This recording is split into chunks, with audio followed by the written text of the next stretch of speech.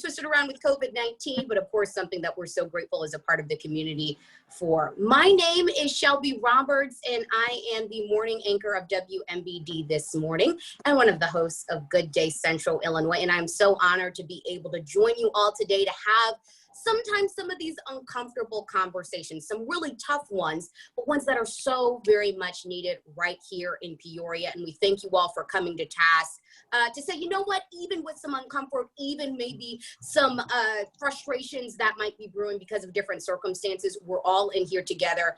And for that, we are so grateful. I'm going to be serving as the moderator for this panel discussion, and a discussion that has become even more timely, even as of this week, quite frankly. And of course, a couple of months ago, we'll get into all of that in just a little bit.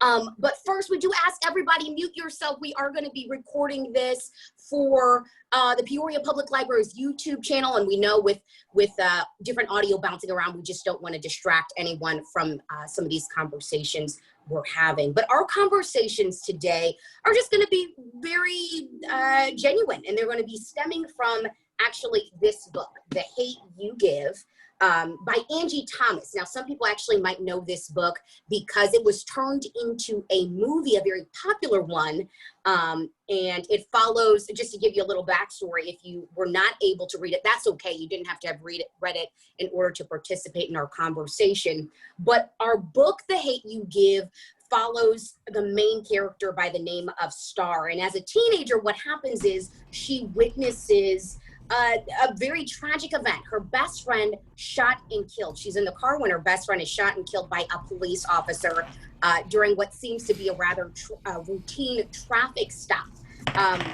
So the book really chronicles her struggle, Star's struggle, to come to terms with that incident, and the community. It also follows how the community is relaying some of their frustrations. Again, a very, very timely book, unfortunately, but it is very much needed to talk about that. So today our panel is going to be moving from the hate you give to the help you give, and focusing on areas of power, privilege, and building some empathy is a common core item we want to get to today, that hope factor. So our goal is really to bring that to the larger conversation. How is we, as folks that mostly are from Central Illinois or living in Central Illinois, how are we affected by some of these issues, and what can we all do to create change? So as you guys probably heard, we've got some fantastic panelists that are going to be joining us today. Lots of accolades, lots of credentials, but I do want to give a couple of brief introductions of just a snip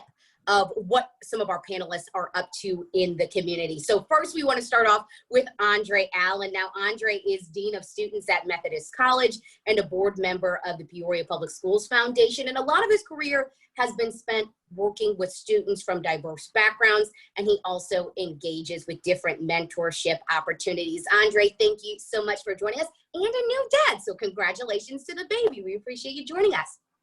We've also got Dr. Rita Ali. Now, Dr. Ali is the Vice President of Workforce and Diversity at Illinois Central College and At-Large Peoria City Councilwoman. She's currently leading the effort for the new Joint Commission on Racial Justice and Equity. It's been formed with Peoria County. We're excited to unpack that a little bit more too, but she's got years of experience in leading summits as it relates to racial injustice and African American students. Dr. Ali, thank you so much for joining us. We've also got Chief Demario Boone. Demario is Chief of School Safety for Peoria Public Schools, and he's a visible presence right here in our community, including being a supporter of the Dream Center and Southside Mission, some great groups right here in Peoria. He served on the city's advisory committee on police community relations, and he's also been trained as a racial justice and equity facilitator. Thank you so much, Demario, for being here. Chris Johnson. Chris is the Focus Deterrence Project Manager for the Peoria Police Department. Now, this has recently opened one-stop shop on the city's East Bluff And this is where people can go to really find anything that they need when it comes to getting their lives back on track, whether that's getting a driver's license or a GED, to job training and alcohol and substance abuse help. They can go to those areas to get that assistance. And Chris is also very active in mentoring Peoria's young men through the Gentlemen of Distinction program. Chris, thank you so much for being here. I think we'll have Chris Wade. I'm not sure if he patched in yet, but Chris Wade has worked really tirelessly in the field of HIV, mental health, as well as LGBTQ issues with an emphasis on communities of color. Chris's community work followed after he personally tested positive for the virus known as HIV back in 1992. And since then, he has become the HIV prevention lead agent, project coordinator with the Illinois Public Health Association. And he's also an advisory board member for National Association of City County Health Organizations for HIV, STI, and viral hepatitis working group. Chris, thank you so much for joining us today. And then we've got Sincere Williams. Sincere is a Richwood High School graduate and a rising voice in the Black justice movement in Peoria. He is the co-founder of Young Revolution, which is a grassroots group which organized the first Black Lives Matter protest, which was a peaceful one at that. And in high school, he was president of the Minority Academic Advancement Project, and he hopes to continue focusing on civil rights in the future. Sincere, thank you so much. And then lastly, but certainly not least, we've got Janice Tortura Zargardo. And Janice is a PhD economist who's actually also served on the city's advisory committee on police community relations. She has tried to understand the root causes of inequality and injustice. And what she says is her impatience about lingering inequities and her continued quest for clarity bring her here today. Janice, thank you so much. So again, so many credentials and so much wealth of knowledge, which is why we brought our 7 panelists here today. So we appreciate you all making time. So again, our goal is to have a very fluid conversation, getting as many people in as possible. So panelists, I'm not going to really direct questions to each person, but please jump in as you see fit. Again, please mute yourself just so we don't have any distractions in the background. And for the audience at home, we see you all here this afternoon. We will be taking questions by way of the chat. So if you can go into your Zoom settings functions and type in your questions to the chat, we will at the end be answering some of those and our panelists will jump in on board. So just this week, to get us started, a lot of us heard about or maybe even saw the footage of Jacob Blake, a Black man from Kenosha, Wisconsin. He got shot in the back multiple times by a white police officer while he was allegedly breaking up a fight, and he continues on to fight for his life. So that is one very recent name that we can utilize as a jumping point for some of these conversations, but unfortunately, he is not the only person we've heard when it comes to these kinds of stories. We can go from anyone, including George Floyd, Ahmaud Arbery, Breonna Taylor, Philando Castile, Trayvon Martin, Tamir Rice, Sandra Bland. Those are unfortunately just some of the names that have been a part of this nationwide and even global cry for justice, for police reform, for better police community relations, and things like that. So to the panelists, I pose to you this first question to get us kicked off and get a better understanding of who we're talking with today. Who here, by show of hands from our panelists, grew up in a community where you felt there was a healthy respect between police and those living in the neighborhood? If you felt that you grew up in an area where there was a mutual respect, and not so much tension, raise your hand.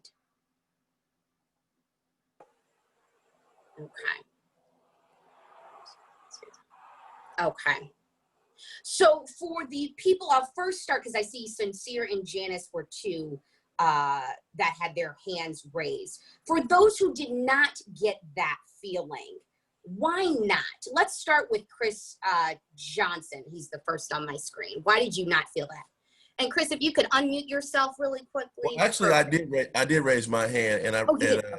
Sorry about that. You probably didn't see me. I have my hand. No worries. No I worries. can still say that, and I said that because it seemed like that we had more officers back then.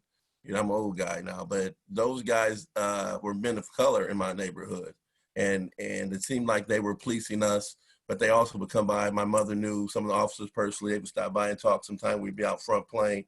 So it was a mutual respect, I thought, but it was also that relationship that we had with those officers that made it, I think, better back then.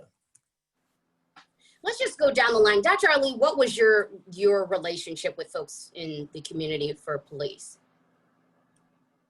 Thank you, Shelby, and thank you to Roberta, Peoria Public Library, and the Peoria Reads Committee for having this important conversation. I grew up on Peoria's South Side, and during the time that I grew up there in the 60s and the 70s, it was more diverse. There were more white people and others that lived in the area, but still there was always that tension between the police and the African American community. In fact, I was 14 years old when a young man got shot at the liquor store on MacArthur, and he was a Black man who was unarmed, but he had broken into the 505 liquor store. And he was killed by police, and the Black community went up in arms. And that's when the first Police Community Relations Committee was formed, and I served as the only youth on that committee. But it was that type of tension, and Dr. King said that every race riot in America has started from some police action. So again, while there were more Black police, I agree with Chris. I am older than you, by the way, Chris, but there were more Black police because there was an effort to hire more African American police back in the 70s. There's still always been that tension that has taken place, and you know, still today. Demario, let's move to you. Again, the question is, did you feel in the community you grew up in that there was a healthy respect between the community and police? I also grew up on the South End, just like Dr. Ali, Chris. It was touch and go. I grew up in the 80s and in the 90s, so I did see African American police officers that looked like me. Chief Stinson would come over to the house, and he was a great mentor and somebody to look up to. But we also saw things done by other officers around our area that we weren't so keen about. And I was raised by my grandparents who, you know, dealt with that firsthand. So they had to have the talk with me about how do I do things during a traffic stop, or you know, keep your hands on the wheel. They had to have those talks with me growing up. So of course, I did grow up with that inherent thought that, hey, even though you see these officers that look like you, there's still another piece of that puzzle. So it was kind of a mixed bag. Andre, for you? First off, thank you to the organizers of the event, Peoria Reads and the Peoria Public Library. Thank you for having me for this important discussion. Just growing up, and you know, I've lived on various parts in Peoria, various districts. We moved around a little bit growing up here in Peoria, and just having those interactions with law enforcement growing up, they were never positive, honestly. It was usually when the police were called on us because we were playing basketball in the street, or, you know, and when the police came, they didn't give us that positive interaction that I would have, you know, wanted for a group of 9, 10, and 12-year-olds who are just playing ball. You know, I remember growing up, the house that we rented, it was so close to the neighboring house. And so when you shot the ball would bounce off and it would hit the neighbor's house. And there was this older gentleman, African-American guy, older guy, and he was so mean. And me and my brothers were like 10 and they were 8 and 7. And he called the police on us. And the police officer came, and I remember he was so mean to me and my brothers. And it's just like, you know, that would have been an opportunity to really be like, you know what, I know you guys are young. You need to respect this older guy. He's been living here for years. I know you guys want to play ball, but he didn't use that opportunity. He used that opportunity to like really thrash us and like really let us have it, and actually threaten, like, if I have to come back, I'll take you guys to juvie. And we're just like, so it's just, again, it's those interactions that taint you as you get older. Luckily, I've been able to have positive interactions as I've gotten older and been able to really learn the nuances of law enforcement. But just growing up, we never had positive interactions with law enforcement like my fellow panelists have stated today. Sincere, over to you. Same question. So growing up, I haven't experienced or witnessed much with law enforcement, but or what I did witness, like if they were called to the neighborhood, I would always just see them kind of being mediators. That's really what I thought of all officers growing up, is that they're just kind of peacekeepers, mediators. They're to diffuse a situation. And then growing up a little more, I see everything that's going on around the country, and I realized that that wasn't the case. But I still do, like today, see officers that are those mediators. I thought that was the case, and you know, when I was growing up, I thought that was the only thing that was that I thought that was the only aspect to them. You know? Janice? Hi, everybody, and thanks for inviting me, Roberta. And also, I want to say thanks for having me on the panel, and also congratulations to Roberta for being the first librarian, I think, from Peoria to get the Librarian of the Year award in Illinois. So congratulations for all your good programs. And hi, everybody. I grew up in a very, what I would call now, in retrospect, white suburb of Washington, D.C. And at the time, Washington, D.C. was on fire. The 14th Street corridor, there were riots, but we felt a million miles away. We were 20 miles away. And I think I've shared with Chief and some of the other members of our commission, I could never understand why in 8th grade, 9th grade, 10th grade, our children's soccer leagues, my softball league, my field hockey league, they were all sponsored by the police. And as a little kid, I couldn't understand why it was the Fairfax Police Community Youth Club. And now, as an older person, I get it. They were trying to engage and get to know the kids. And I guess it was probably, you know, as an 8th grader, the first experience I had with community policing. So I must say that I was insulated from it as a junior high school student.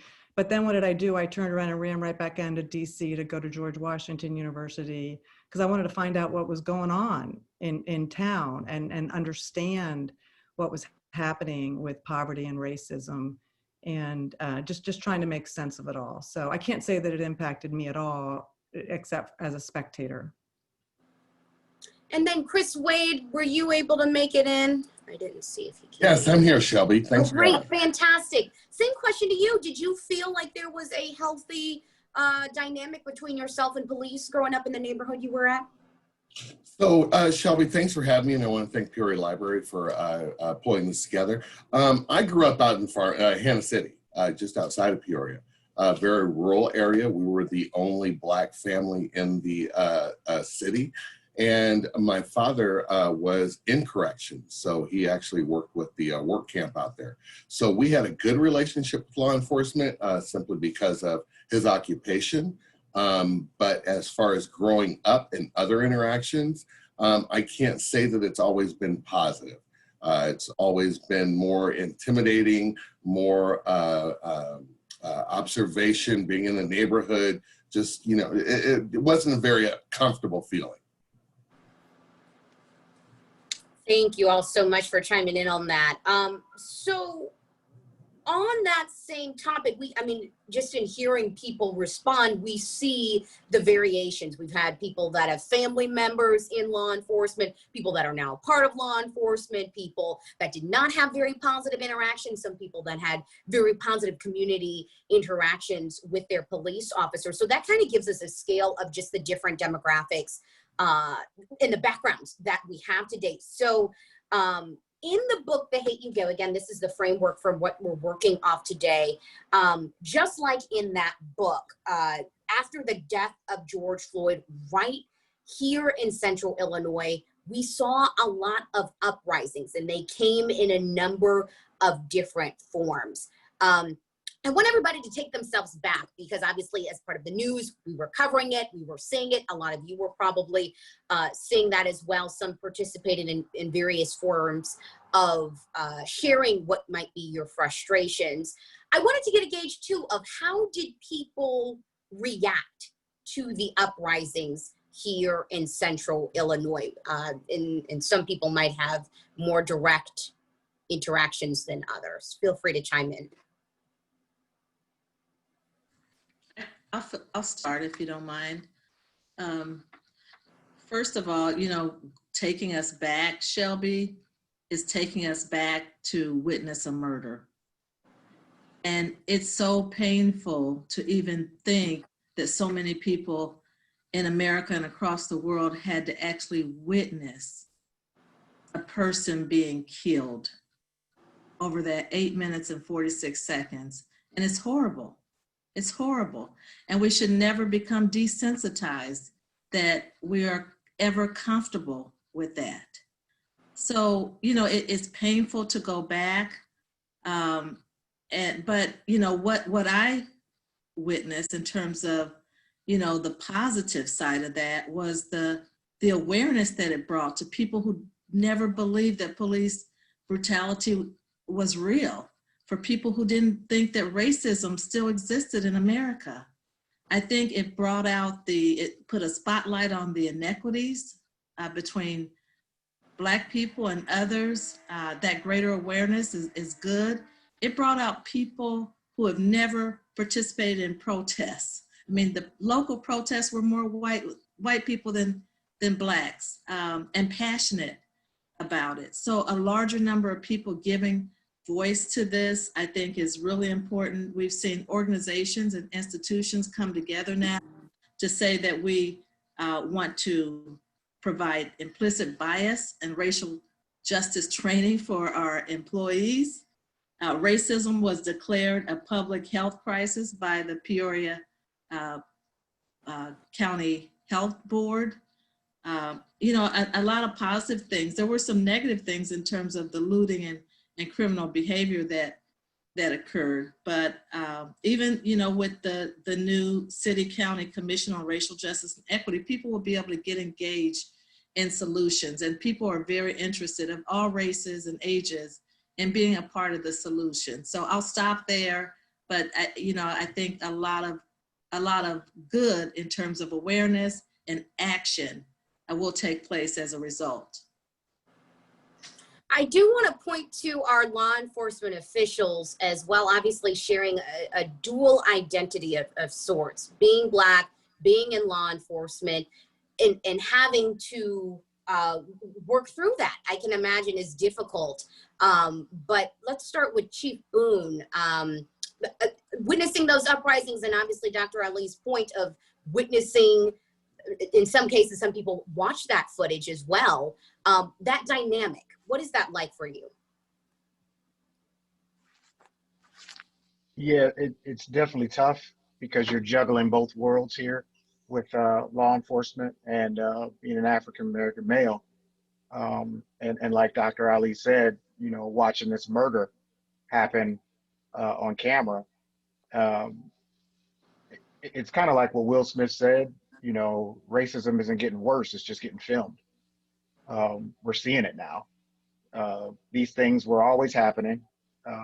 We always know the history of policing in America, from slave catchers all the way up until today. That's the evolution of it. So, you know, we can't be surprised that the roots of this tree that started off like that will bear some strange fruit every once in a while. We can't be surprised about that. But it's tough when you see some really good officers, people that dedicate their lives and put themselves out for people, kind of take the hit for some of these bad ones. But people seeing this murder happen on camera the way it did, it galvanized communities. This thing went worldwide. I loved seeing, you know, on CNN, people in Iran and Iraq, you know, were chanting George Floyd. That's something unheard of. So it definitely galvanized us. I hate that it had to take us witnessing a murder for this to happen, but it's definitely long overdue. And being an African-American officer, it's definitely a juggle. But I mean, it's easy to judge things right and wrong. Chris Johnson? Shelby, I think, want to make sure I muted it. When you say take us back, I immediately thought of, I'm the father of 3 sons and a number of godsons and young men that I've had the opportunity to mentor and spend time with. I thought about them and seeing his life taken that way. It was sad, it was heartbreaking, it was very difficult to watch. And, but with some of the things that came out, I was excited to see the young people get involved like this young man that's here today. It was amazing to see them say, we have a voice and we want to be heard. And so they organized, they strategized, and out of that destruction came that beautiful thing. And so I'm hoping from this that we will continue to allow the young people to be leaders, to grow, to have a voice, and to work with them, guide them, encourage them. And so in that, I just want to say that was the thing that I saw that came out of this whole horrible situation to be a beautiful thing to me. Chris Wade, I'll go to you, and then we'll go to Sincere and Janice, having them kind of seen police relations differently growing up. So Chris, we'll start with you.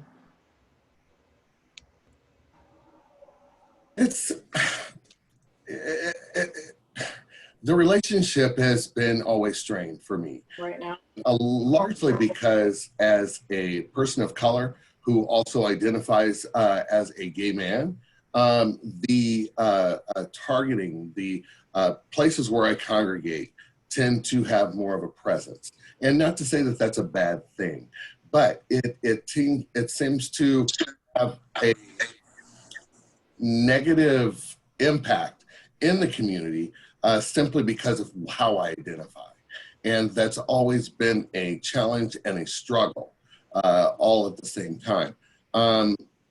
I've been involved in many organizations and groups, and unfortunately, my experience and interactions have been positive at times, but largely it's not been a good feeling. And a lot of that I feel is simply because of how I identify.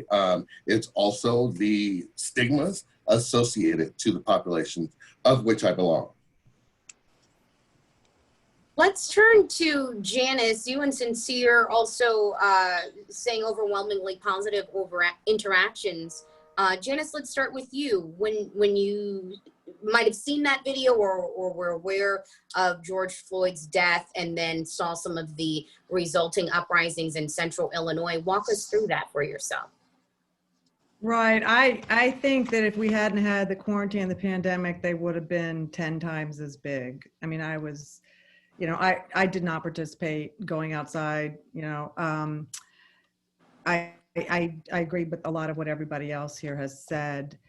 And I think the time is ripe right now for big change. I think we need to seize the moment and make real things happen. I think it's important to get rid of symbols, primarily because I think there's a cognitive dissonance when you're constantly walking by those symbols and you're being exposed to the names of slaveholders and Nazi sympathizers and racists that have buildings named after them. I grew up, like I said, in a pretty segregated white neighborhood outside of Washington, D.C., and the flag of my high school had stars and bars on it. We were Johnny Reb. We were the rebels. I mean, you grow up in an atmosphere like that and you don't know what's happening inside your head. So, so Virginia is right now starting to get rid of some of those names. And I'm very encouraged. I heard a school board member recently propose changing the names of some schools in Peoria that have those names. So I think it is largely symbolic, but I think it's important to get this done. And then I think we're teaching lies. I think we're teaching children that we segregated because we don't like each other, when in fact we segregated because of federal, state, and city laws. And I think it's important to teach children what's correct. And I will get to that later, but I hope we keep riding this wave and make some real substantive changes fast. Thank you. Sincere? Kind of seeing everything that's happened this summer. It just, as a Black person, it brought a really overwhelming happiness to me, just because I felt like, you know, we had everyone standing in solidarity with us, and we had been really witnessing over and over these things on the internet since 2016. So it was amazing to see, you know, after 4 years, we're all coming together and we're all crying out, you know, and giving our last cry, you know, saying we're finally tired. But I also, quickly realized that I also quickly realized that talking, you know, a lot of talking can quickly die down and it doesn't really get us anywhere. You know, I see like a lot of conversations around the country happening with different leaders, but they usually, a lot of them don't get anywhere just because I think a lot of people don't really know how to go forward with this and how to handle this, because now they're really getting the pressure from all these citizens. You know, everyone's saying we're tired, and I think finally now that they're basically getting called on, you know, getting called out to implement change, they don't really know, you know, how to go forward with it. So yeah, that's I'm really hopeful, and I just really hope that we don't lose hope, you know. I know that after seeing what happened this week, right after we just spent months protesting, you can be like, oh my gosh, you know, like we're right back to this. But I do think at the same time that change is being implemented and people are finally starting to wake up, you know, because everyone in the world is crying out. Very much a national scale, and I think having seen, I think Andre had brought it up earlier, how these have become national cries really across the board, more so than we might have seen in other cases. But there's a different sense in this particular instance, again, coming on very, very tragic circumstances, but this rallying cry really spreading beyond just the United States. We are seeing it just about everywhere, which is incredible to see. Dr. Ali brought up a really good point, taking us back to the roots of some of these issues. And I do want to unpack that a little bit more too. Being systemic, being deeply rooted. I think Demario had brought up, obviously, slavery and not even just 400 years ago, but the long lasting impacts of that, what that's having today.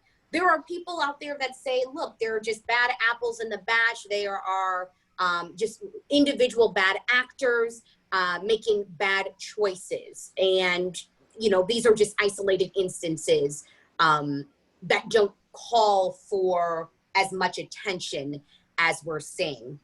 And to you folks on our panel, I do wonder what people feel about that in terms of the systemic, any systemic concerns versus just individual components to this. Let's go to Andre on that one. Yeah, thank you. I look at it like this. We're all part of different professions, and in those respective professions, there's policies and procedures that are unilaterally across the board. So if you're part of the healthcare profession and you're a doctor and you have a malpractice issue, depending if that's an isolated event, that might change the practices of your organization or things across the board. So it's not going to be looked at as just an isolated event. And that's just how I see with law enforcement as well too. Even though some of these events in the grand scheme of things might seem isolated, but now because they're happening more often and more frequently, we need to review different practices. We need to review different policies and procedures that are happening to ensure that these things don't happen anymore. I think that right now we have a great opportunity, as many have said on this panel, to correct a lot of the wrongs that we're seeing in our country, within our society. As Dr. Ali mentioned, a lot of these things are very systematic, just based off of the origin of our country. You know, African Americans coming over here as enslaved individuals, and then, you know, our transition from, you know, through the end of slavery, civil rights, Jim Crow, mass incarceration, and now here we are today. So I think we definitely need to address these issues from a systematic lens in order to have real change. And to anyone else that feels, you know, compelled to speak on this too, why do you feel the single bad actors approach? Is there more systemic things? What are the elements of that? I would just chime in to say I agree with everything that Andre Allen said. You know, racism is built into the fabric of many of our institutions and our agencies. It affects our hiring practices. There's bias within many of our hiring practices. African Americans have been shut out of many job opportunities for a number of years, and that still happens today because of poor policies or practices. Our boards, when you look at an organization's boards, is that board inclusive? You know, there's a two-tiered system of how we treat people with regard to customer service, all the way down to from the healthcare system to retail. And, you know, that we've allowed for that too often. And, you know, organizations have to begin to look at themselves. First, we have to look at ourselves and say, what am I going to do as an individual about racial justice and equity? What am I willing to do? And then we need to look at our organizations and say, what is my organization willing to do to root out racism, to create pro-equity policies and procedures and practices? And when I say equity, I'm talking about leaving no one behind.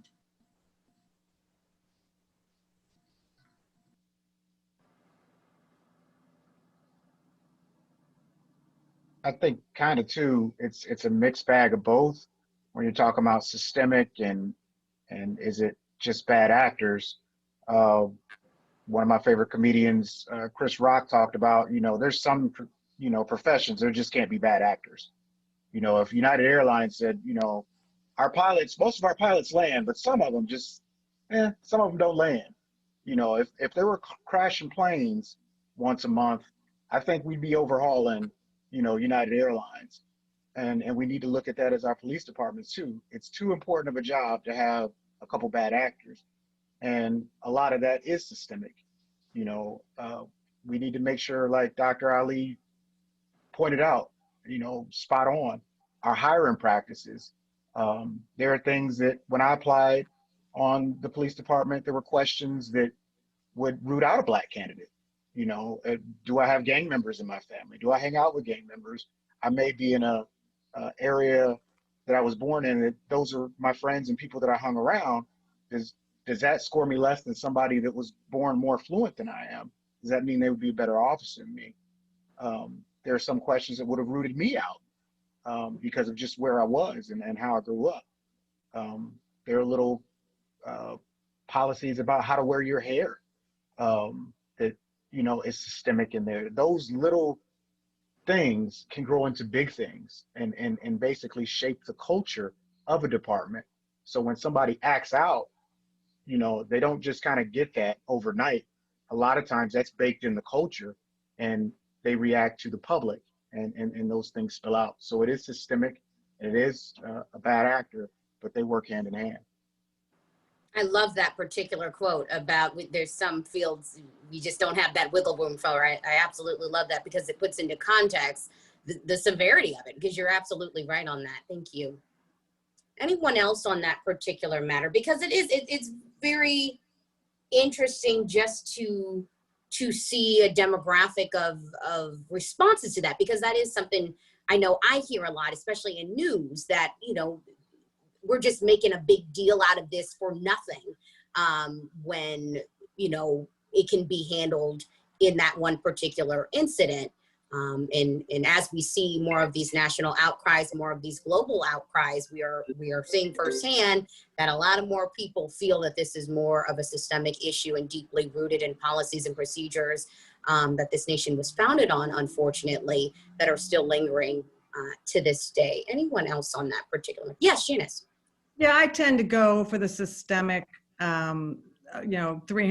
way over flight over looking at these systems. I definitely agree that there's bad actors. I definitely agree we need, to teach from within. But I think we're all victims of very systemic segregation. I mean, the police are victims of it as well. And as Demario was saying, the educational system. And these are laws that were put in place not in the 1850s, but in the 1950s and in the 1960s and in the 1970s that subsidized white flight, that subsidized white housing, broke up healthy integrated neighborhoods. And I think when Peoria gets called on the carpet for being a difficult place to live or the worst place to live for African Americans, we want to see the data. We don't need to see the data.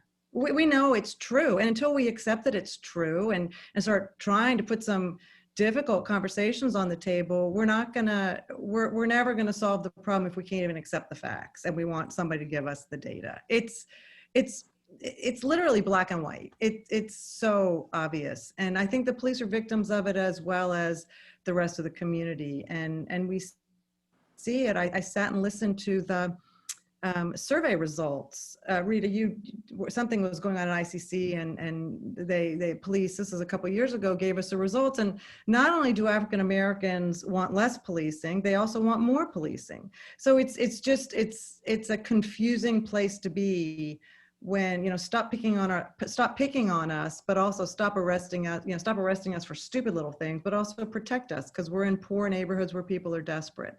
And until we can accept that and use that as a starting point to make things better, we can just pick on individuals, or we can take a global view of this and start trying to fix the real problem, which is big and feels daunting, but I think we can do it. I mean, I really do. Some of you, I know Janice in particular, Sincere, and a couple other folks had started going in the track of the solution-oriented mindset.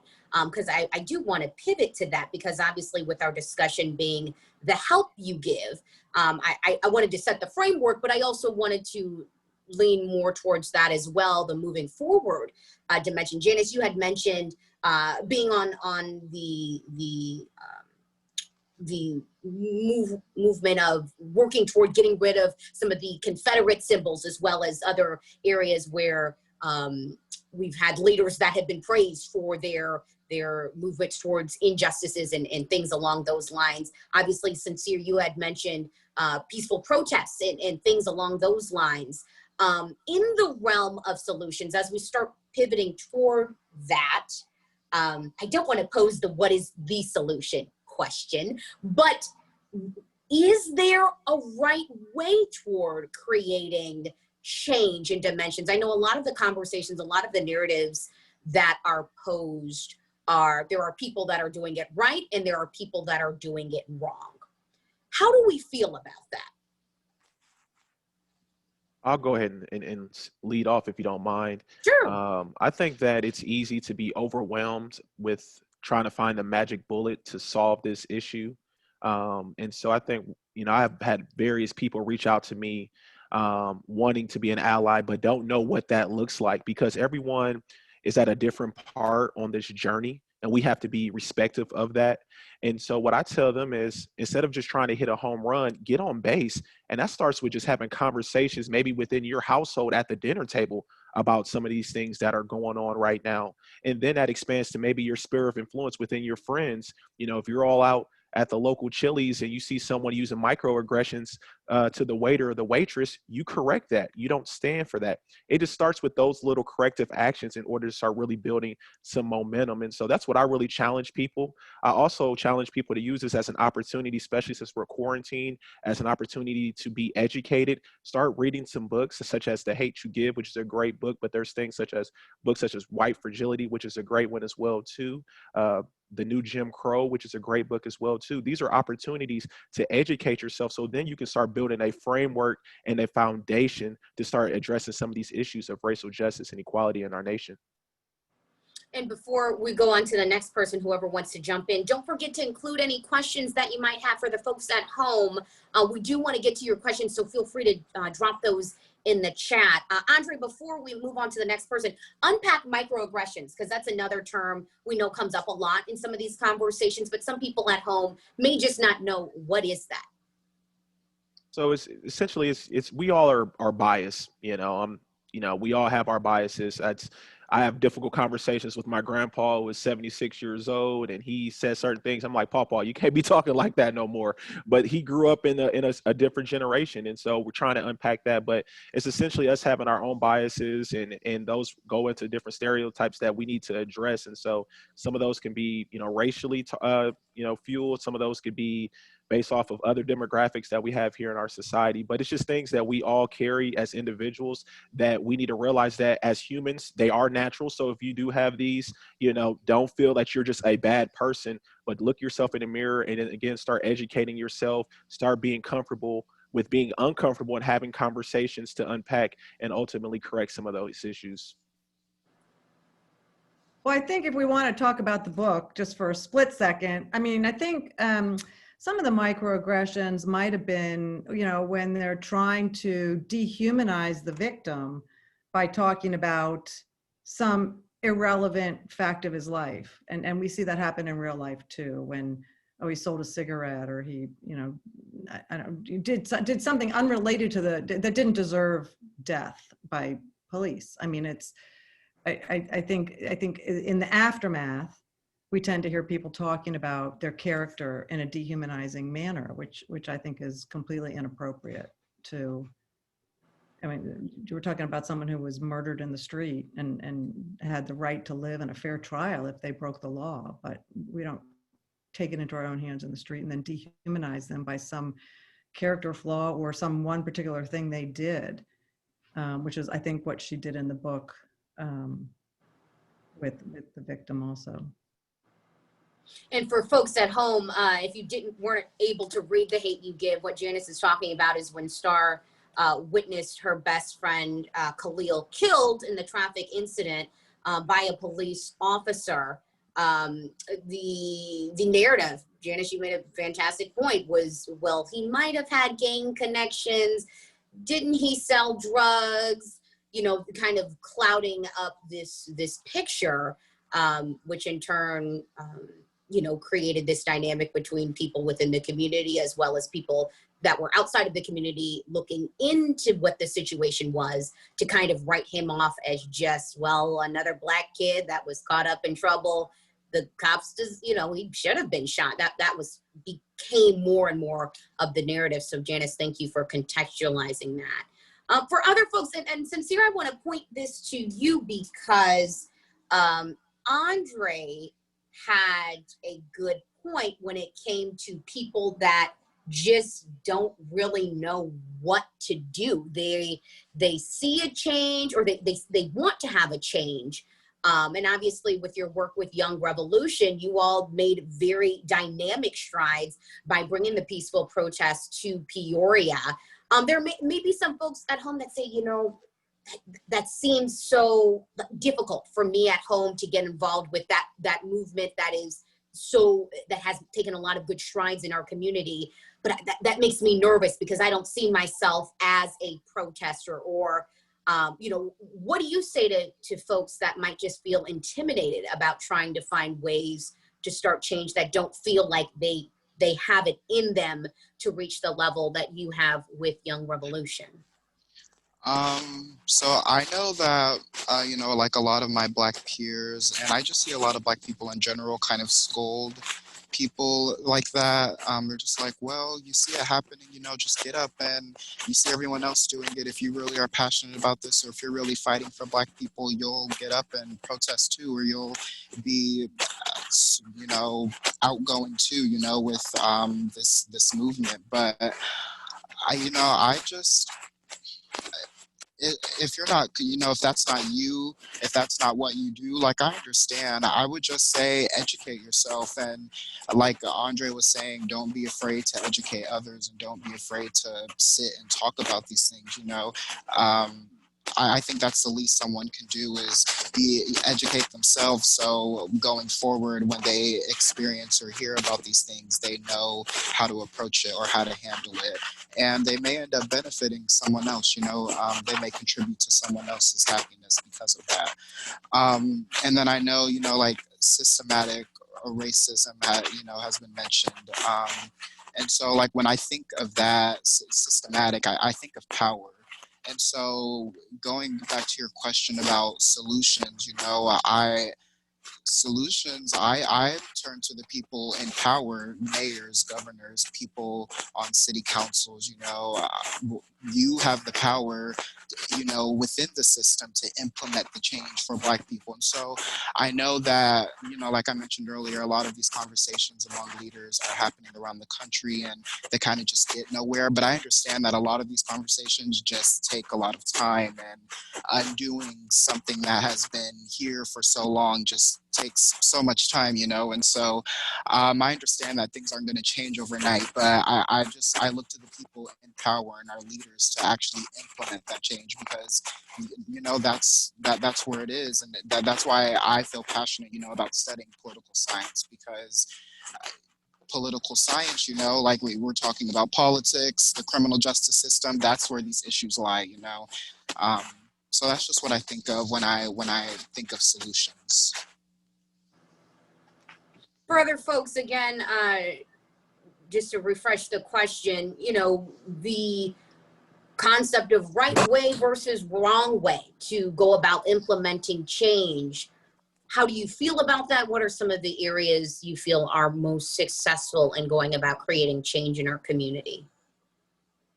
I'm going to take a step with that, Shelby. I look at it as, you know, as we address structural systemic issues as it relates to race, it has to be inclusive, and it has to be led by people of color to dismantle and move forward. Unfortunately, this country was founded, the original sin of enslaved people, the removal of indigenous populations. We have to get involved and engaged, and it will take all of us in these structures and our allies to really address this, looking at race equity tools to say, if we're putting policies and decisions in place, how is it going to affect people of color? If we're going to be moving forward, we have to have people of color leading this charge. That's a unique concept as well. Sometimes there seem to be those that are frustrated, Black folks in the community that feel frustrated sometimes, where they consistently have this dynamic of, I need to lead a charge, but I don't constantly want to be the educator, or I don't constantly want to be the person that everybody goes to level off their questions and things like that.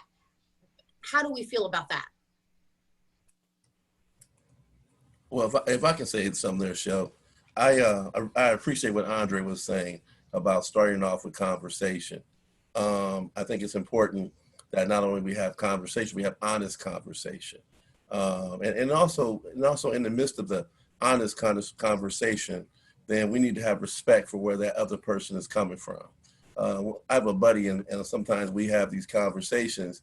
He has a hard time receiving where I'm coming from with these issues. And so it's almost to a point now where we stay away from it, because he's having a hard time wrapping his mind around the fact that change is needed. Change is going to come. I feel like everyone else on this panel, the timing is right.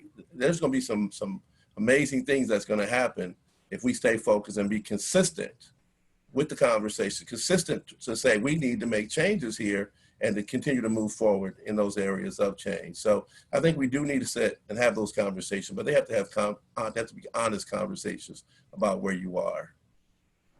And I would just chime in to say, and I agree with everything I've heard before me, but you know, the nonviolent social change method has been the most effective, you know, brought to America's civil rights movement by Dr. King and others. But even prior to that, you know, in India with Mahatma Gandhi and his nonviolent social change movement. So I think that that's the right approach to take. I believe that it needs to be inclusive, that we should not be afraid of African-American leadership in terms of leading movements, but we can't do it alone. Black people cannot do it alone. We need everybody with a passion and a heart for this work and this change to be involved. So it you know, for me, it was refreshing to see so many white people come out to protest, and so many white people wanting to be a part of a movement of change to reduce racism, even here locally. So my approach is to not assume malice. I think it's easy for us to assume intent or malice, but I think that that's not the best approach.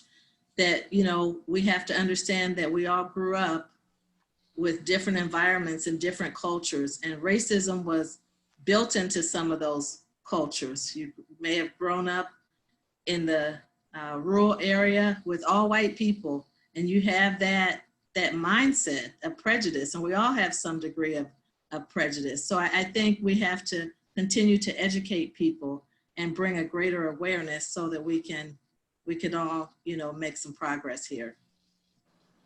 I do think that's a very good point, between Chris Johnson and Dr. Ali, meeting people where they are and not assuming the malice. It is hard because with all of us having our own backgrounds and all of us coming to the table from all our different experiences, and then you come across people that may not think like you, that see the world in a very, very different avenue, to sometimes have to work through that and not get frustrated can be very, very difficult. But I do think there is value in if there's an opportunity to engage in those healthy dialogues, like Andre said, having those tough conversations. And I do think sometimes the fear or the frustrations of having those fears is what can sometimes block us from engaging with people. But getting through that on our end, but also on the allyship end, like Dr. Ali said, this is not a Black issue. Sometimes that seems to be the conversation that pops up on my newsfeed. This is a Black issue. The Black folks got to figure it out. But understanding that we all function better when we all work to benefit, when we all can come together and reduce social injustices and inequities that our country is facing. Shelby, Someone else said, oh, go right ahead. well, I was just going to comment. I agree with what you guys are saying here, but Rita, I definitely admire the nonviolent models aspired by the leaders you mentioned, but face it, we're not seeing nonviolence. We're seeing incredible violence in Portland and in other cities around the country, not instigated by the protesters, but instigated by whoever these people are without patches on their jackets. And so I think we need to talk about that. And nonviolence can't be one-sided. If we want to have a nonviolent revolution, it has to be a two-sided nonviolent revolution, or we're going to have violence, and it's frightening. And I think there's a lot of fear-mongering going on for political reasons. And I think we need to keep talking about nonviolence because it takes two to tango here. I mean, you can't just say we're going to be nonviolent and then lay down and have violence inflicted upon you when you're trying to go out and talk. I mean, it's something that we need to bring attention to. And I also agree that I think the leadership needs to be inclusive, because I think society needs to be inclusive, and we're not going to get anywhere. I agree that we need to be inclusive. So thanks. If I could just say one thing, I like that you mentioned, Janice, that you kind of have to meet, like not fire with fire, but, not just going out and trying to have these peaceful conversations while the other side is being violent towards you, that's, what I was kind of saying. These conversations are happening, but then sometimes it's just talking, like we're just talking. We're not doing anything. We're not fixing anything. It's just talking. And, I know that, like I said, some of these things take time, but in some cases it's just talking. And at some point we got to stop talking and figure out solutions on how to make this country better. That is a good point. It's sincere in terms of kind of the notion of lip service versus actually boots to the ground working. Where do we start doesn't necessarily have to be where we end, but finding avenues of concrete and quantifiable and quantitative results, I think, are very important. In that same realm, I want to talk with Dr. Ali, and I think someone else is also on the new commission. In terms of those solution-oriented and beyond moving just the discussions and finding boots on the ground, can you tell us a little bit more about this new commission with Peoria County and how you all are working toward getting that action done through this committee? Sure, thanks for that opportunity to share.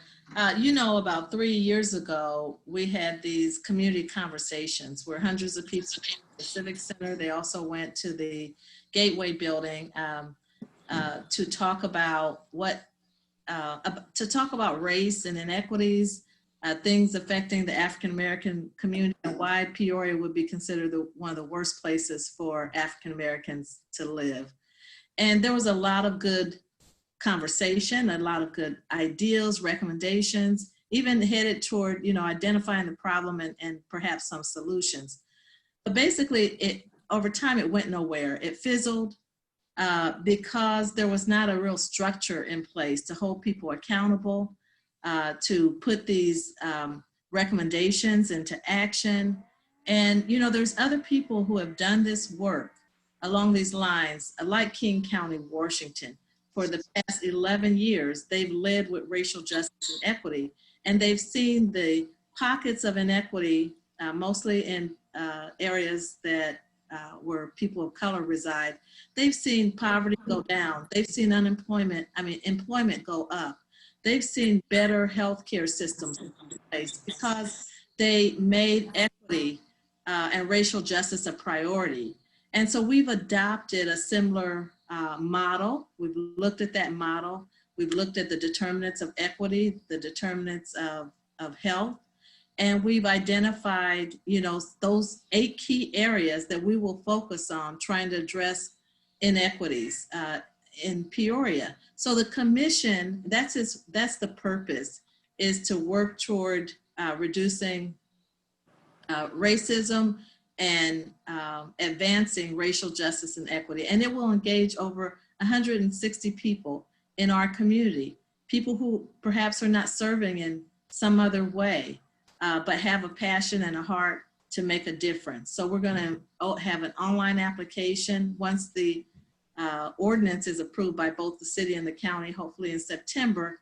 Immediately after, we're gonna open an online application for people to apply, and we're gonna provide training in racial justice and equity, implicit bias, for every member of the commission, for city and county staff, because really in order to have a foundation to do the work, you have to have an understanding. You have to have a lens for equity. So we need to develop the people. And you also, there's a co-chairs for each committee, and one will be probably African-American and another white or Asian and African-American, or, they're gonna be diverse leadership, co-leaders. And they're gonna learn how to facilitate discussions on race.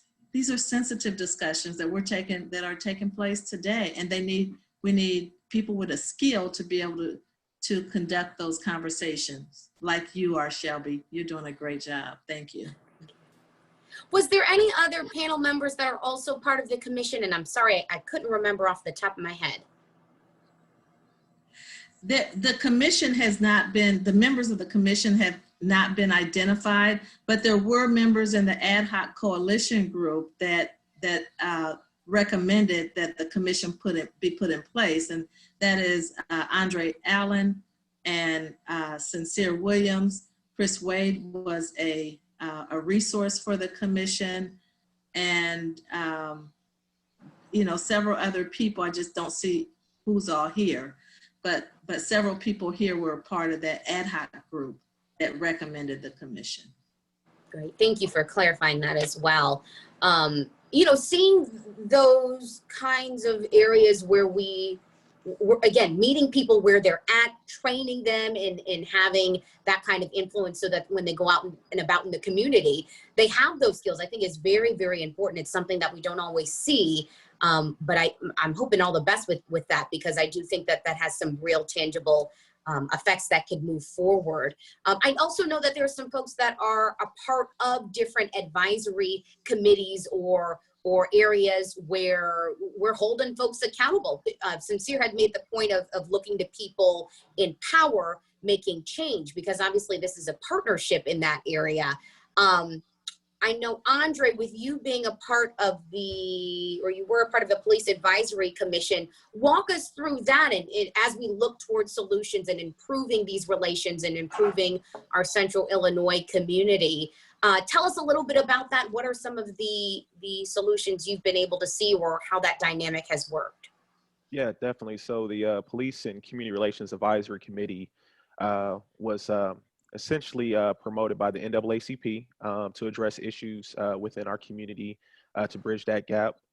With some direction from the Department of Justice, an ordinance was formed within the city of Peoria, and then our advisory committee was created.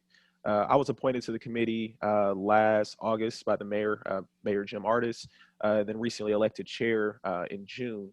And so the way the advisory committee works is if a citizen has a grievance based off of an interaction they had with a Peoria Police Department officer, essentially what they will need to do is they will first need to go through the formal process. So you can file a complaint against that officer. The form is online, but you can also actually go down to the police department and do that. And then once you file that complaint via that form, their lieutenant of professional standards will review it, and they'll review the police report, the body cam footage, whatever evidence is all available, and then they'll render a decision. You will receive a letter in the mail letting you know the outcome of that decision. If you do not feel okay with that decision, then at the bottom of that letter, it will have a contact to say, contact the advisory committee on police and community relations. And so then you could come to our committee, you can state your case. We will request certain documentation as well too, so we can have our group review it and ultimately make a recommendation to the chief of police based off of the documentation that was submitted to us. So it's definitely a great opportunity to be an advocate for our citizens, and also a way just to continue to work on police and community relations here in Peoria. Anyone else? I want to open it up because again, we know how credentialed and how expansive our wealth of knowledge our panelists have in the different spheres that they come from.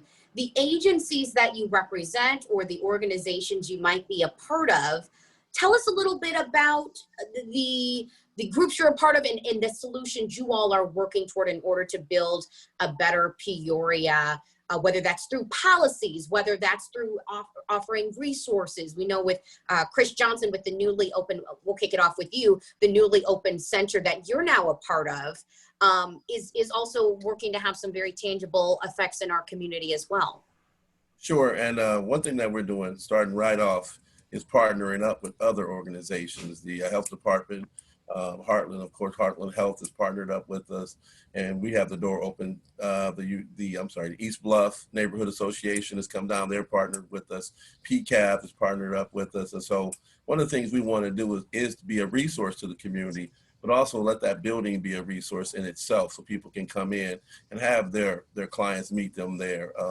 I talked to Wayne Callan earlier this week, and maybe PCCO might be joining us, where their people can come in and kind of almost have like a one-stop shop.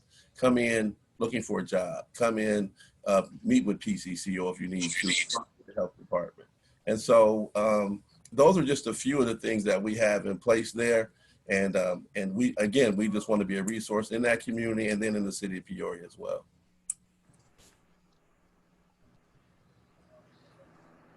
Anyone else with the organizations that you're a part of?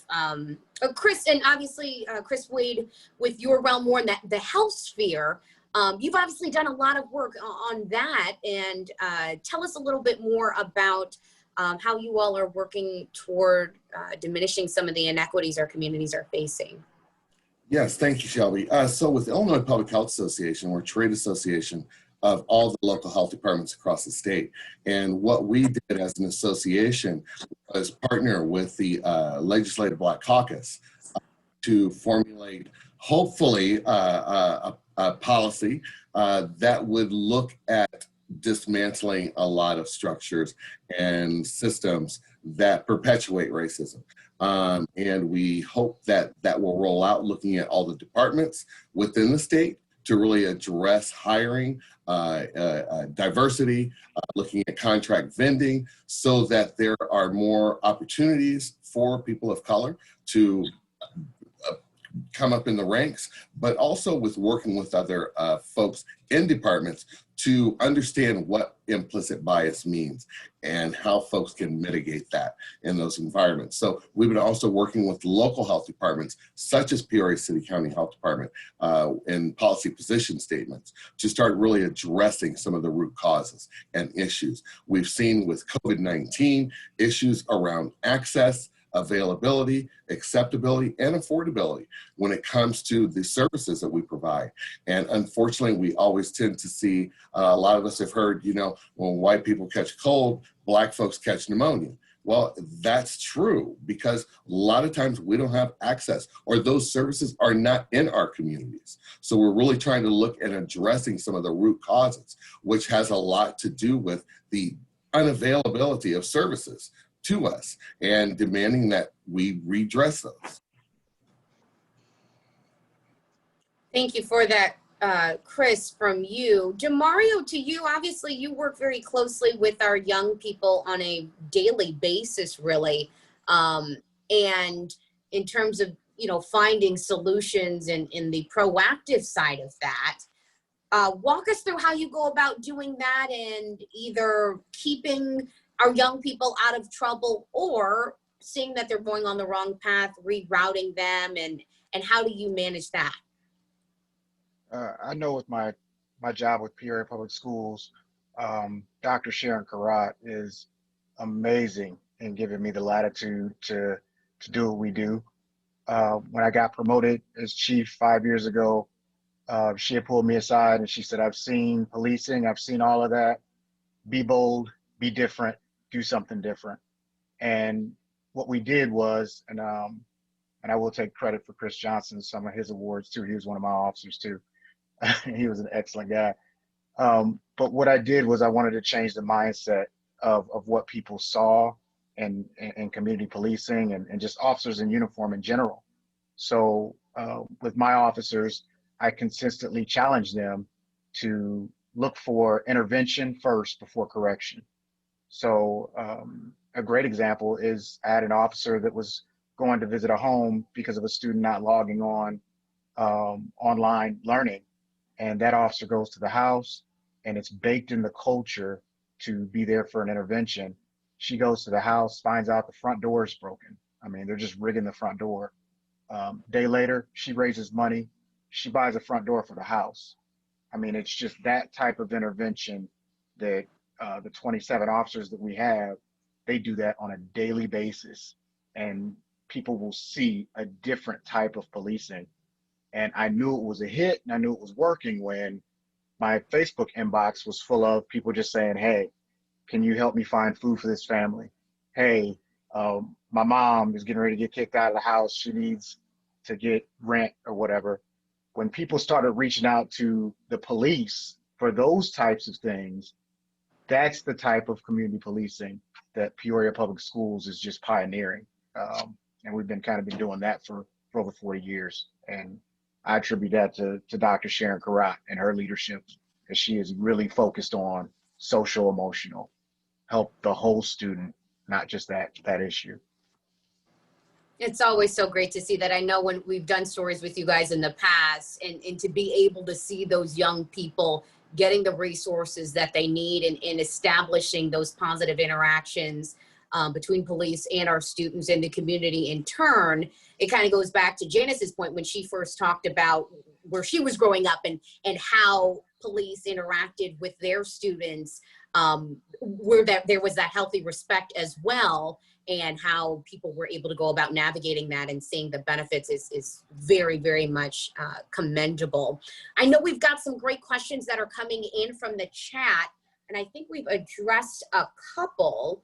There was the talk of kind of back to our conversation, Sincere, you had mentioned it obviously about the discussions and the conversations, at what point turning those into solutions and making forward. And I think our panel has done a really good job talking about the areas that they and their organizations and the groups that they're a part of have worked to create those substantive changes.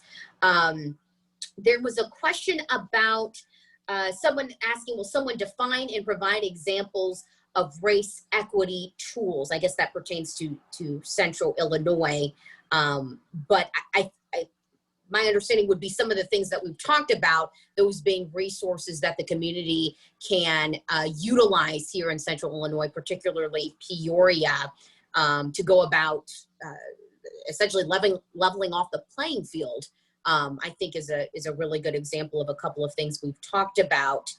There was a particular question, and I'm not familiar with police union contracts, but someone asked, how are we addressing police union contracts and how they contribute to systemic racism. I don't know if anyone has any backgrounds, particularly in that area, in terms of solution-oriented mindsets. The Peoria police contract is still in negotiations, and it was extended from last December. It has not been certified yet. Are there discussions about race or racial justice or built into that discussion? I don't know, to be quite honest. I suspect not. Those discussions take place between the city manager and city staff, a team that the city staff has, and the police unions. There are certain things that, in terms of guidance, that has been given to direct some discussion, but to my knowledge, I don't know that race is one of those discussions. I can certainly check that. But it's a very sensitive subject. I think that the Police Community Relations Commission is going to have someone from the police union to actually attend one of the meetings. I don't remember what month or date that is, Andre, but there's supposed to be some discussion. Yes, Dr. Ali. I know that their current president recently retired, so congratulations to him. He's probably going to Florida and going to sit back and enjoy his retirement. And so once they get a permanent president in place, we want to invite that individual, whether that's he or she, to our meeting, because we want to start building bridges and we want to start interacting with them, and we want to be a resource to them, but also we want them to know where we're coming from as well too. It's ultimately, we both want to affect change in our communities. And so I think it's very important that we have that representative from the police union to attend one of our future meetings. And I'm glad for that. I just, some people are aware and some are not, that more than 80% of our police force lives outside the city. And so, they're not paying taxes where they work. They're not necessarily living in the community where they work. And so that's something that I know has always been communicated to the city manager in terms of some discussion and contracting, but I don't know that that's gotten anywhere at all.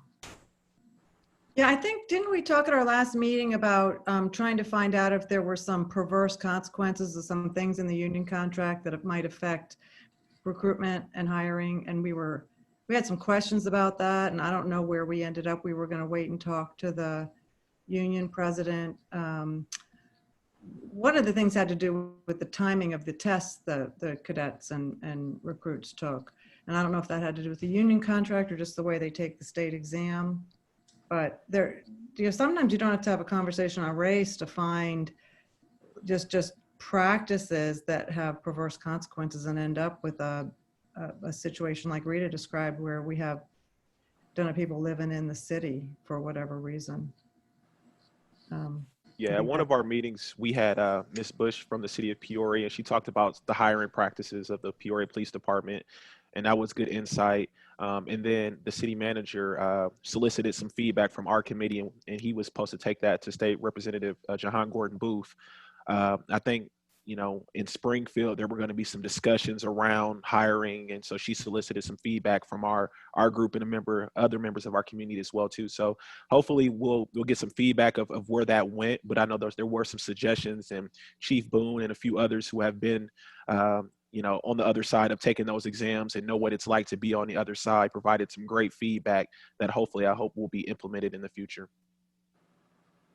Thank you all for jumping in on that. Like I said, that's not an area I'm as familiar with, so thank you for your insight. Back in the realm of policies and solutions on a even higher level, voting. It's obviously a big election year, a very, very big election year. And sometimes there seems to be a sentiment that my voice doesn't matter. And all the muck and all of the craziness that we're facing right now in this world on a number of different levels, I don't feel like my voice matters in any of this sense. So why should I even go and cast a vote, whether on the local level, the national level, everything in between? Share why we should even be making that claim where people should vote when they feel like, look, I voted, my parents have voted, my grandparents have voted, things like that, but there doesn't seem to be any change. I'll go ahead and speak on that. I'd say that's something Young Revolution is very, very passionate about, is getting young people educated on, you know, how impactful their vote is. As you saw, like Mariah Cooley hosted the first national Black registration voter drive. And, you know, we've been talking about all summer, you know, just the importance of young people voting. And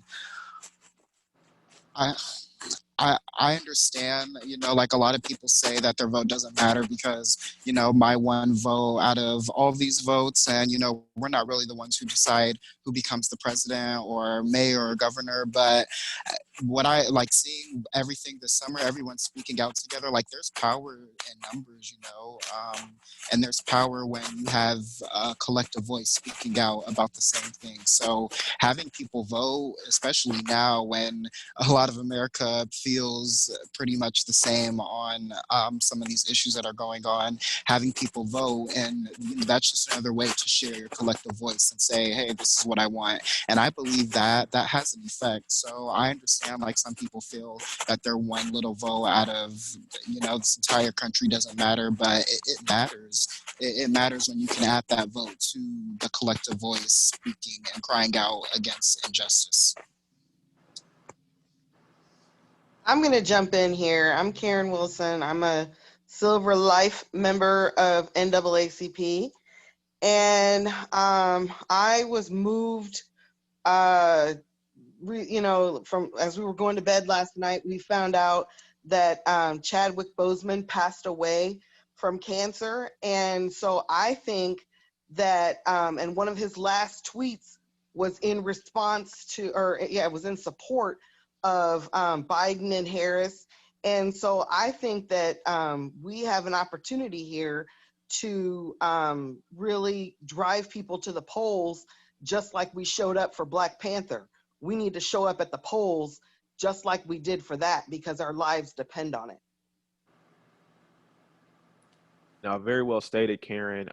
I think that those of us who are engaged in the process, you know, voting, you know, regularly, I think it's our job to engage those who aren't normally engaged in the process. And what you have to do is you have to find a way to connect the dots. You have to find a way to connect why voting is affecting their day-to-day life. So, you know, one of the things that I try to do when I'm speaking to people is trying to figure out what their issues are, what are their concerns are, and then connect that to voting. So it could be something as simple as, okay, you might have an issue with, you know, something that's happening in your local school system. Well, do you know that you vote on those Board of Education seats? And so if you're not participating in electing those board of directors for those seats, then how are you going to have someone that's on there that's going to be reflecting your views and what you believe in? And so I think that's what we have to do. Your vote truly matters. I know Dr. Ali, and I know you passed this, but Dr. Ali lost an election by one vote. One vote. Think about if you're that one person that lived in that district, and for whatever reason you had to go pick your kid up, or you know you were running late, you didn't make it to the polls, you know you wanted her to win, but you wake up the next morning and see that she lost by one vote. So that is a demonstration that voting really matters. It really does. And so I definitely motivate everyone to vote every time, every election. But again, those of us who are engaged, it does us no duty to get on Facebook and complain about those who aren't voting. It's our job to try to connect the dots to get them to start participating.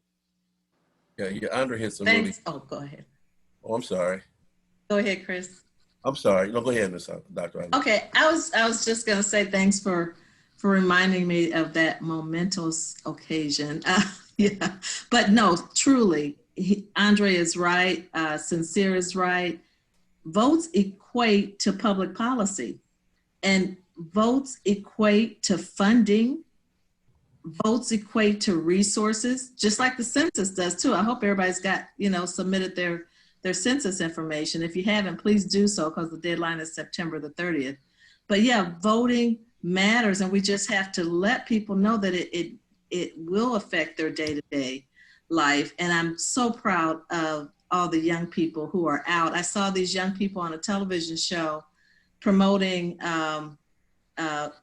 voter registration, and they had a t-shirt on that you could scan. It had a little bar and you could actually scan it and register to vote. And I thought, wow, that would be neat to get some of those here. Wow. Yeah, to piggyback on top of what you guys are saying, at the Resource Center over on Wisconsin in October, we're hosting voters registration, but not just voters registration, voters education. I'm working with Jay Pearson for Youth for Christ. And what we're doing is we're almost going to have a mock election to show them, how to vote if you've never voted, and the importance behind the candidates who are running. So we're not just registering, we're educating at the same time. And that's one of the events that we're hosting at the Resource Center coming up soon. That's big, Chris, too. And sometimes we don't think logistically of how does one vote? How does that go about? We hear register to vote and then go vote. But not understanding some of the underlying concerns, even going into the polls, not knowing that or what that looks like. I think that's a big component too. Yeah, I agree. I know when I okay. first started really participating, I remember my first time voting, and I got in there to the machine, and I was like, how does this work? And I'm over here asking the attendant, trying to figure the logistics out, and then understanding that you don't have to vote for everyone, so you can skip people. So don't be giving away votes now. Don't be doing that if you don't know who this person is or what they're running for, because giving away votes is dangerous. So protect your vote. But that's something that people don't realize as well too. So Chris, that's a great initiative, and it'd be great if maybe we can collaborate with the local election commission, maybe get an actual machine there so people can actually practice and go through that. So let's try to collaborate that on offline. Yeah, that's something we were planning on doing, getting them there, getting one up there so they can actually see what it looks like and have that experience to encourage, especially some of the young people who don't really understand. Let them see what it's like and I talked to a lot of young people, especially when I was at Manual, and the alphas would come down and register, attempt to register folks for the elections, and they'd say, man, I ain't voting, not realizing that how important that vote really is. So we've got a lot of work ahead of us, but I think it's refreshing to see like the young man said, getting the young people out and registering them to vote and getting them out to vote is vital this year. Exceptionally, very, very big. And I always just make the plug again, how important obviously election years are on a national level, but our local municipalities, Andre said it best, sometimes those areas affect us even more on the local level than they do on the national level. So I would encourage people, even when we're not voting for a president, to pay attention to these things, because they can have sometimes even a more direct impact on you, and your voice is very much needed as well. And this goes back to another question, and I apologize for jumping around, but I do want to get to the questions in our chat. We hadn't touched on this one as much, but it is a good question. Again, thinking in terms of solutions and how we move forward, the help you give. One of the conversations that has been coming up more frequently post the era of George Floyd and some of the other Black names and voices that have become part of national rallying cries are defunding the police. That is now more prominent in some of the conversations we're seeing.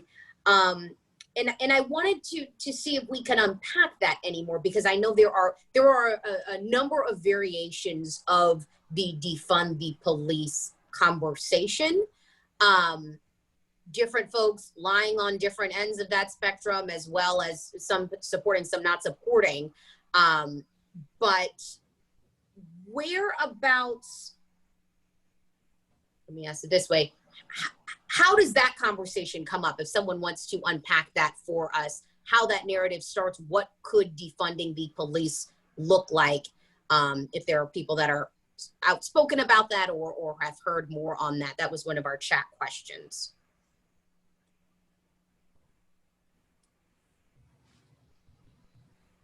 I can kind of speak from an officer perspective. When I first heard that defund the police, it's very stark, and it makes you worry about, okay, how far is this going? And you see everybody's all over the gambit with this. Some people want to tear their police departments apart, have a different public entity take over law enforcement. Some want to extract certain pieces out of their departments, such as maybe their tofu units or certain other units, and reallocate those funds toward community centers and more preventative measures. So it just really has to start off with, what does the community really want to put emphasis on? If it's more prevention and community, then they can go line by line and see, okay, how much money is allocated in the department for this, and what is this unit doing? Is it a good unit? Is it a unit we should keep? If it's not, you can take that line item, you can put it in more preventative measures. But it's really starting off the conversation with finding out what the public is specifically asking for, because it's all over the place. And I think that the phrase is an attention getter and misunderstood, because what I understand about the concept, that it's about redirecting resources and not having the police to be everything to everybody. That the police are not social workers, they're not mental health professionals. That we're asking them to be all of those things. And the concept, I think, is about really redirecting resources so that if the call is about a mental health issue, that maybe the police shows up with a social worker or a mental health provider, or some modification in terms of how we're actually policing right now. So I believe it's about police reform, and like Chief Boone said, there's different extremes in terms of how it's being carried out in different cities and communities across the nation. Thank you Dr. for Ali that. hit the nail on the head about, if I'm an officer and I'm showing up to a domestic battery, I've showed up to those scenes before. I go to this house, husband, wife, girlfriend, boyfriend fight, and traditionally it's arrest your way out of the problem. Who hit who first, you're going to jail tonight. The next day, who hit who first, you're going to jail tonight. That's not a way of fixing things that contributes more to the issue. But if you had the funds to have a social worker on staff that night, we knew we got calls at this house 6 times about domestics. The officer shows up and maybe takes a step back to be there just for more security purpose, and that social worker goes and helps that house, and we never get a call back there again. Or you find out that the husband and wife are arguing over finances. They're able to put other resources in place where somebody comes in and says, hey, somebody in here needs a job, we can do that. Or you need help with rent, we can do that. Do a more holistic approach, but having the funding in that approach. And that's exactly what Dr. Ali was talking about. Yeah, I agree with you guys. Rita, I'm a little worried it's attention getting for the wrong, I think this group here kind of has intellectual capacity to understand what it means, just shifting resources. And I fear that right now we have the medical system and the educational system and the police trying to solve problems of poverty and racism, and it's inappropriate for the problems are landing in the wrong place. And I just wish they had had a different name for it, but maybe it's too complicated. It certainly gets attention. I don't know if we've already gone past the solutions part, so Shelby, so I'll just continue. That's fine. Okay. So I want to go back to I definitely did not want to interrupt the conversation on voting, because we're all in favor of voting, and please get your requests for your mail-in ballot as quickly as you can, if that's how you plan to vote. But I want to talk a little bit about race equity tools, and I'm not exactly sure what that means. But from the perspective of an economist, I look at segregation as an economic issue. And we know that, just quite frankly, Black households have far less wealth than white households. And this was imposed by federal, state, and local laws. And I sat in, Rita, on almost every one of those conversations on race 4 or 5 years ago, whenever it was we had them. And we had them also in the school system in 2000, 2001. And we broke out into small groups on education and housing and prisons and all kinds of things. And it boiled down to about 6 people in each conversation until we got to really hot button topics like education. And I sat and listened for an hour, hour and a half while some of the brightest minds in education in our city talked about, we were just trying to put problems on a whiteboard. We weren't trying to solve things, but everyone's working their butts off, quite frankly, in this town, trying to fix schools that are broken. And not one person put segregation on the whiteboard. And so finally, after an hour and a half, I said, we can't have this conversation about race equity tools unless we accept and acknowledge the fact that our schools are segregated. And all these people working their tails off to fix a broken school or and that's not to say that the schools have value. So I don't want to misinterpret by saying that there's no value in these schools. But unless we talk about the fact that they're segregated and make some attempts to have a conversation about integrating the schools and communities and neighborhoods, these communities, we put a lot of dollars into creating this situation, into this segregated situation. We paid for it, we promoted it, we have policies. We have to get rid of those policies in a very aggressive manner. And I think someone on some commission ought to scour the books of every neighborhood in Peoria and make sure we don't have any of those exclusionary zoning policies left. It just seems like we've subsidized white flight. We've broken our downtown. We have a beautiful, once functioning downtown where people could walk and go to shops and for all kinds of reasons, suburban malls and all kinds of things led to the breaking of downtown. But I guess I kind of come from an old book group history where I'm trying to think about the book. And if anybody watched the movie ends very, very differently than the book. And if anybody noticed, in the book, they leave their neighborhood, but in the movie, they stay. And I saw this book and the movie, the contradiction, really screaming about that particular choice.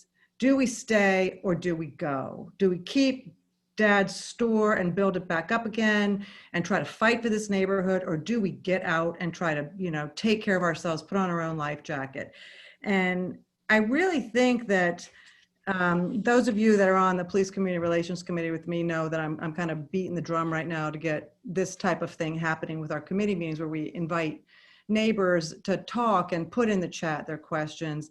I think right now we could have a revolutionary impact on integrating the schools, and we could do it tomorrow with the click of a button, with all of us quarantining in place and every single kid in this district going to school on Zoom. We could integrate the schools with a click of a button. And I think it would be a little bit hard, but I don't think it's impossible. And if we want integrated schools, and if we really want integrated schools, we could do it tomorrow. And I would call on school educators to not just put roadblocks up and say, oh, well, we're going to be back in school in person in January, so why bother and why try? Oh, some kids don't have laptops.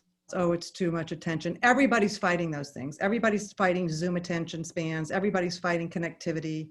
So let's solve the problem and integrate the schools. We have no excuses left. We could do it tomorrow. So in terms of revolutionary ideas, that's mine for today in terms of the help you give. We appreciate that insight as well, Janice. I know in that realm of schools, on that topic, I know Dr. Ali, you had mentioned, particularly in one point of your bio, education as an equalizer. Talk to us more about that. Yeah, I mean, my life speaks to that, having grown up on the South Side and becoming a single parent on welfare. And it was education really that moved me to more self-dependence or self-independence, I should say. But, it's been that way for people of poverty, people of color. Education has always been the great equalizer. Right now, there's huge gaps in the skill gaps of African Americans compared to others within our region. And, you know, the STEM jobs, the high wage, the high demand jobs, we're lacking in those credentials. And it's so important that we help people of color in our area to get credentials that have work value, workplace value.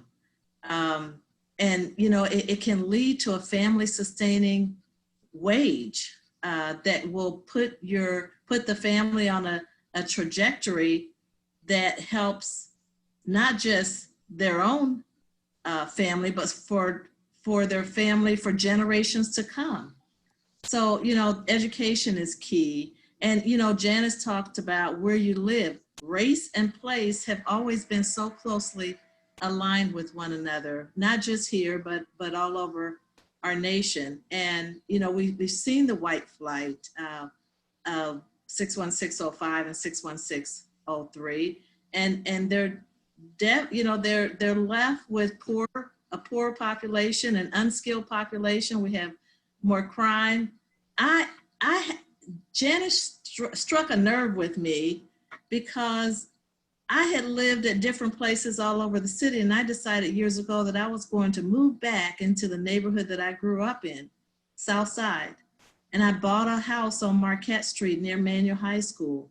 And I was there for almost 10 years until I was outside with my new granddaughter, and someone drove by and randomly just started shooting in the neighborhood. And I realized that I was putting my granddaughter at risk, and I moved out. I moved to the northern part of the city. Most of my family still live on the south side. There were things that were happening that I could not allow for anymore. People were breaking into my neighbor's home.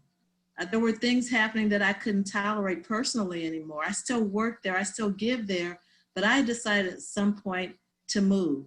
And I think that happens to a lot of especially middle-class families, but there are people there who can't move because they're stuck. And there's not enough quality housing there for people to move there to live.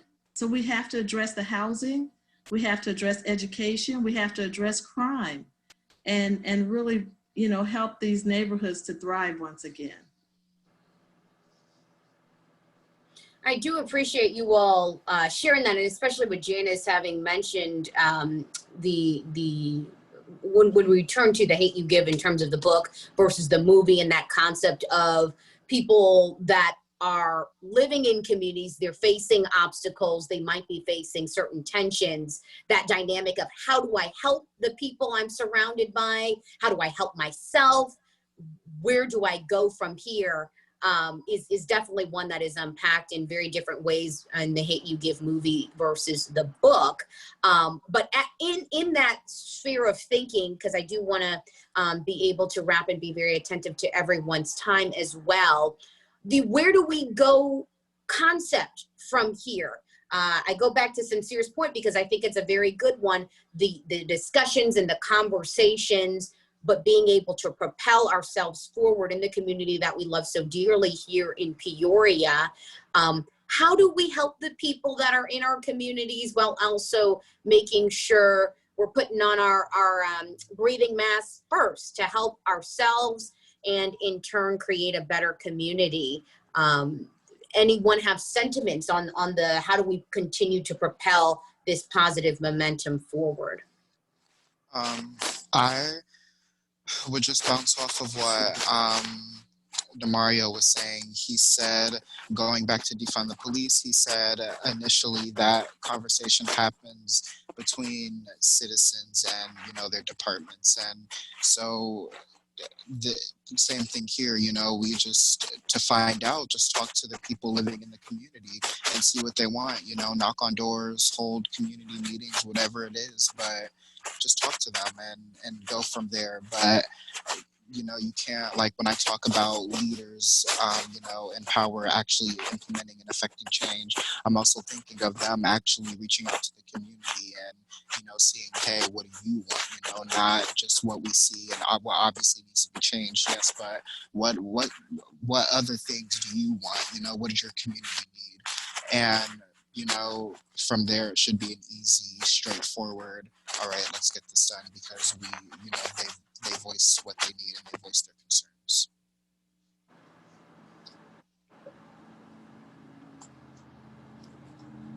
Yeah, I think our next steps right now, again, I just go back to, again, educating yourself. When you have an education in matters such as this, you have a foundation. So it makes it easy for you to have conversations with people, and it motivates you as well, too. I think the next step is engagement. So once you have that education, you have that foundation, it's time to start engaging. And that's engaging with your neighbors, that's engaging with our community leaders, engaging with our local politicians, our state politicians, getting involved in these different processes.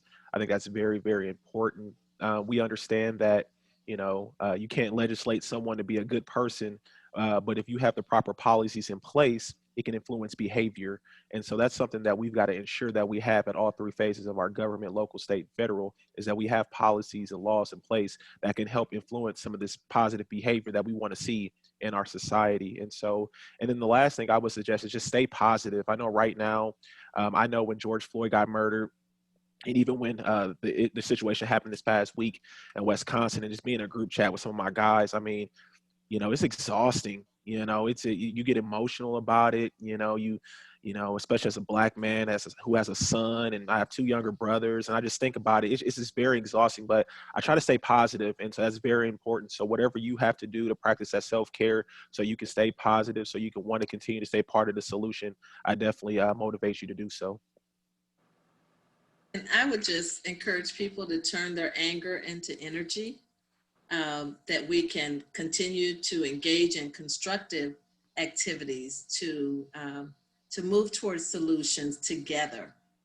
And so, I'm angry, but I'm going to work to make improvement.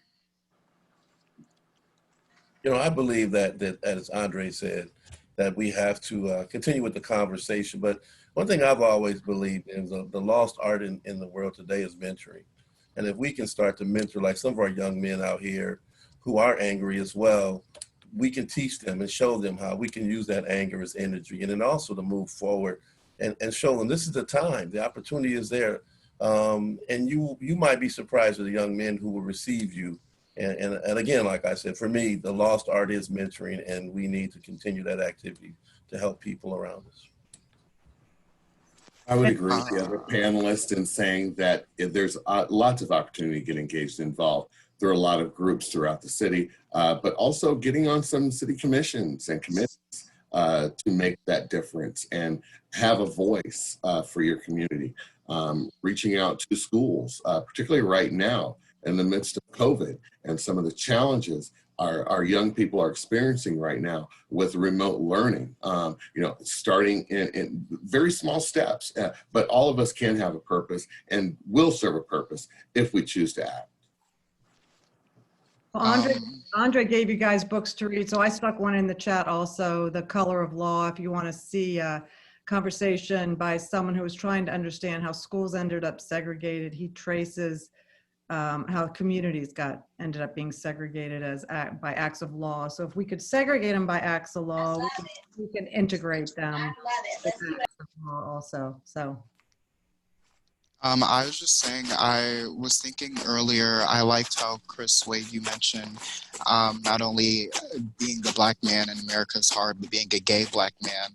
And I was just thinking, that's kind of, if we're talking about solutions and going forward, we can't just look at the surface issues.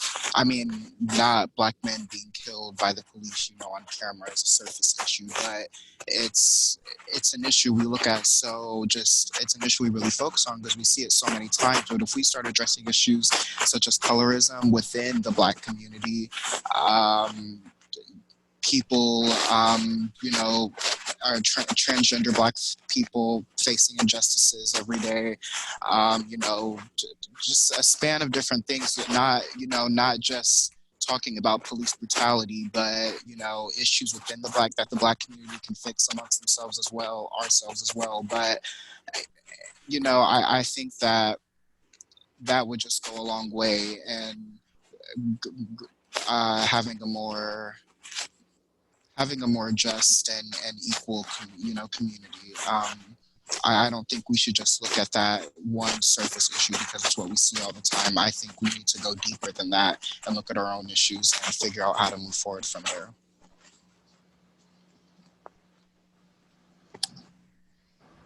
Yeah, Sincere, you raised quite a few interesting points. And I think representation matters. Being comfortable in myself as a gay man and representing that and modeling the fact that for other folks that may not see themselves in positions simply because they identify with a certain group or the color of their skin. So it's definitely a win when we can get folks to be more comfortable and out with relation to being on the LGBTQ spectrum. You bring up also the issue of the murders of lots of trans women of color, which has also been happening for many years now to a degree that is really not being spoken too much about. So hopefully we can really begin to address that and making folks feel more comfortable in their communities. And it does start with being a part of making that change. Yeah, and it's scary that it's not being spoken about, you know, like watching Black people be killed on the internet is not normal. Like that's not, it's been normalized, but to me, I still feel like, I'm sure every Black person does, I feel it in my heart, like that's not normal, you know? So it's just scary that these things aren't, some of these issues really aren't being talked about. And I just hope that going forward, like we can actually address these things and help people of all kinds, you know, not just Black men being killed by the police, but help people of all kinds so we can move forward as just a more just society. And I appreciate you all sharing those things. It's giving us some really good food for thought. Ultimately, this is just the starting point. By no means is this the end all be all. But our hope is that by having these kinds of discussions, hearing from voices that are still very diverse, coming from different areas of central Illinois, coming from different perspectives, and bringing those voices to the table, I think is so important. Chris Wade, the very important point of representation very much matters. And having people being able to be willing to come to the table, be vulnerable to share their experiences. And as Andre said earlier, I think being okay, having those uncomfortable conversations, serving as a starting point for us, I think is very, very important. I'm very inspired by seeing so many of our young people being active in this process and not just sitting back. They are very much the forefront of leading the charge, I would say. And I appreciate each and every one of you for your time to be able to share these conversations with us. For the folks at home, thank you so much for being willing to have these conversations. We appreciate the Peoria Public Library for taking the time to even set this aside. You don't see that very often. And again, the book that this is all stemming from, The Hate You Give, I thoroughly encourage folks to be able to read this if you get a chance. If you can't read it, there is a movie. But as Jana said, there are some very unique dichotomies between it, but they're very much relevant nowadays. And our hope is that everyone that's watching at home, our panelists, are able to take some element of what you've heard today and take it into whatever respective area you may be. We all don't have the same background. We're not all in the same fields, but we can all start with these conversations and understanding that we've got a long way to go, but we've made a lot of progress. And I know I'm inspired by seeing folks like yourselves come out together. So thank you for your time. We appreciate your participation. And again, Peoria Public Library, thank you so much for hosting the Help You Give as part of the Peoria Reads series. As someone else mentioned, we've got some great books that are listed in the chat as a resource. Some of our viewers were asking about resources. I think Andre and Janice did a fantastic job, including some of the books that have utilized, that have been a good area to utilize if you're looking to expand your conversations or getting some new perspectives that you might not have had in the past. But once you know better, our hope is that you do better. And so we appreciate it. So with that, I will let you all go. Thank you so much. And of course, if you're looking to revisit any of these conversations, I'm told that this will be recorded, or this has been recorded, and it'll be posted on the Peoria Public Library YouTube page. So thank you everyone for your time. And with that, we'll let you go. Take care. Thank you. Bye. Thank you so much, everyone, panelists and Shelby. Thank you so much. I will be writing to you in person. I so appreciate this. Thank you, Roberta. Thank you, Roberta. Thank you. Have a good day. Thanks to everyone. Take care. Enjoy the great weather. Thank you. Take care, guys. Thank you.